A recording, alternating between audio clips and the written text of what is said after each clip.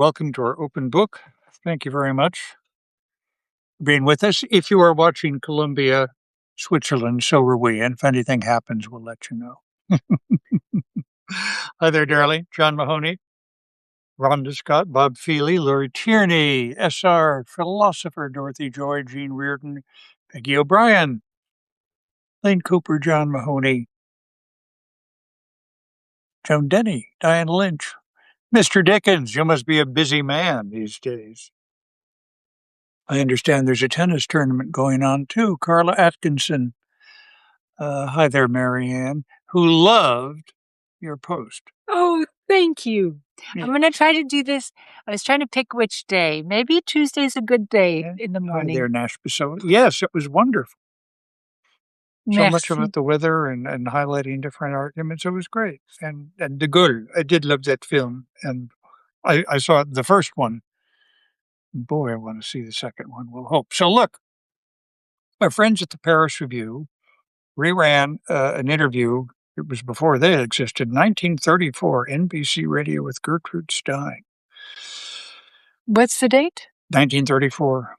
Is she living in Paris already? Oh, Yeah, interesting. Now, Gertrude Stein is known mostly as a personality these days. She made a lecture and concert tour of the United States in 1934. There was no bigger name in literature. Of course, today she's remembered. I didn't know this quite until today. She is still remembered for two particularly famous phrases. Mm-hmm. A rose is a rose is a rose. Yes. You knew that? Yes, I did know that. I didn't call it up as immediately, but yes. And she said, there's no there there. Mm. You know what she said that about?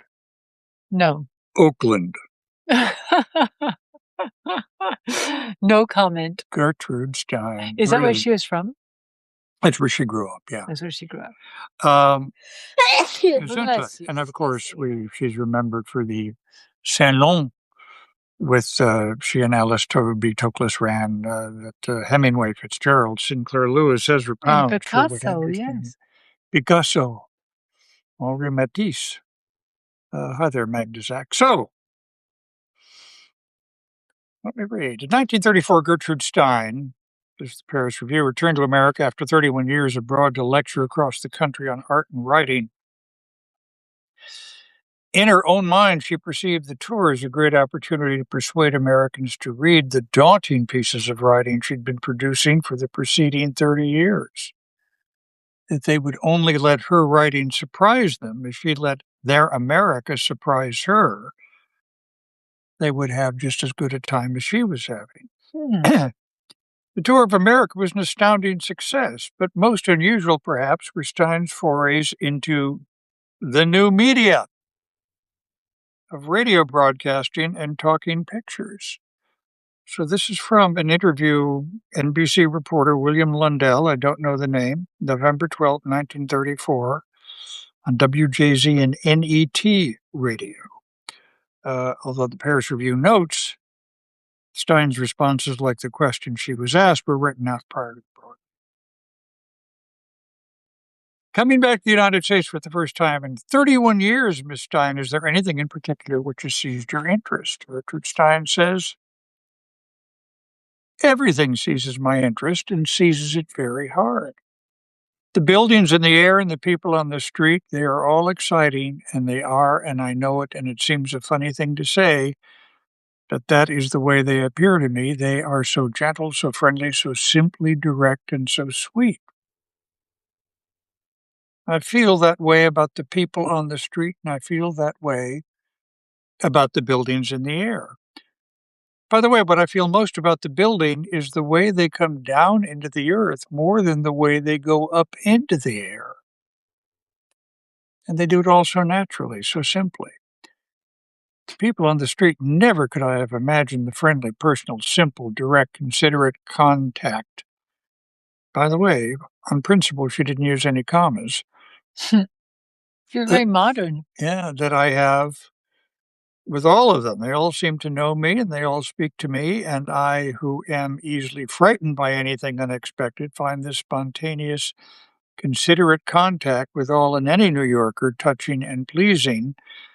and I am deeply moved and awfully happy in it. I'd like you to speak perfectly frankly, Miss Stein. What do you think of the writing now being done in the United States? 1934 now. She says the writing of the United States is going on.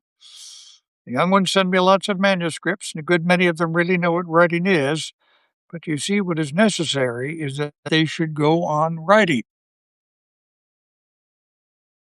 Horace Greeley said about the resumption of specie payments after the Civil War that the only way to resume is to resume. The only way with writing is to go on writing. And if you have anything in you, it will be something. But if you have not, it will not be. But as there is undoubtedly a great deal in America, that stirs me a lot coming here. There will undoubtedly be a great deal in the future. While reading the autobiography of Alice B. Toklas, Miss Stein, I had an unusual reading experience because of your peculiar style. The words seemed to fly before my eyes. I read page after page with a kind of breathless haste. Just what is your style, in your style, is responsible for this swiftness? She says the style is not peculiar at all. Its only peculiar thing is that I wrote it myself. I suggested to my secretary, Alice B. Toklas, that she write her life story, and she kept putting it off, and finally, to encourage her one day, I sat down in the garden and wrote a chapter. Then it seized me, so I kept on writing and sitting and writing in the garden writing, and I wrote the whole autobiography in 6 weeks. You didn't go over it to correct it at all? No, I didn't. I just wrote it. Miss Stein, why do you omit capital letters so frequently? And question marks? Well, because you see, Lundell, capital letters and question marks are useless. They are hangovers from days when people didn't read very well. That all goes into the whole question of the life and death of punctuation marks. If you don't know that a question is a question without a question mark being there, what is the use of writing the question? I've got to think about that. But in addition to punctuation, you seem to have very different opinions about nouns and adjectives. I do, she says. Nouns are pretty dead, and adjectives, which are related to nouns, which are practically dead, are even more dead.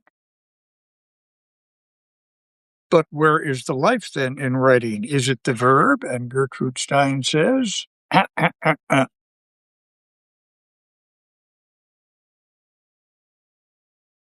in verbs, there is a life in the prepositions and adverbs too, and very much in the conjunctions.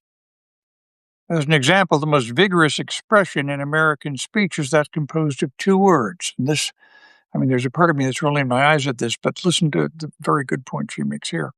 The most vigorous expression in American speech is that composed of 2 words. And how? It is full of emotion and says everything that needs to be said.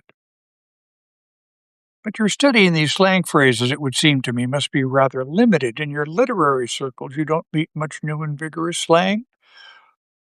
And he pointedly did not put a question mark at the end. I did in my voice, of course. Oh, don't I? How do you know I do not? No question mark. What makes you think I only talk to literary circles? No question mark. I talk to and listen to anybody, says Gertrude Stein. Whom did I talk to during the war, and every day I talk to my cab drivers and my publishers. You apparently find American speech vigorous, then? And she says, and this is due regard to Harry Kane, who's had a hell of a series. Oh, yes, American speech is very vigorous, more vigorous than English. English speech is dead. Tell that to Winston Churchill. And if the speech of the people is dead, then the literature is dead. When a country is in transition and growing, its speech is vigorous and its literature is vigorous and alive. Hi there, Ben Prickrell. In the Elizabethan days in England, that was a most lively period, and the language was growing, and the language was vigorous. Interviewer asks, but what of our younger American writers? Gertrude Stein says, young writers are young writers. You can't judge a writer until all of his work is behind him. What is normal American? There are lots quite normal who do you see and how. But after all, you must enjoy my writing, and if you enjoy it, you understand it. If you did not enjoy it, why would you make a fuss about it? There is the real answer. Boy, she was tough, wasn't she? She was tough, yeah. All right. Thank you very much for being with us tonight on our open book. How much time left in? Oh, I don't know. It was like 95. I was actually watching you. You're kidding me. No, I'm not. Oh. All right. Thanks very much for being with us tonight in our open book. It is still 0-0, Switzerland and Colombia, for those who are interested. Daisy is interested, of course, because she's on my lap. She's scouting whoever is going to be playing France. Allez le bleu! Have a good night. See you later. Nothing tomorrow night. We got a book appearance. See you later. Take care. Bye-bye. Tomorrow night? Yeah, tomorrow night's book appearance. If you're anywhere near Bethesda, Maryland, Wonderland Books. I'll be there with my cherished colleague, Aisha Roscoe, who will be cross-examining me.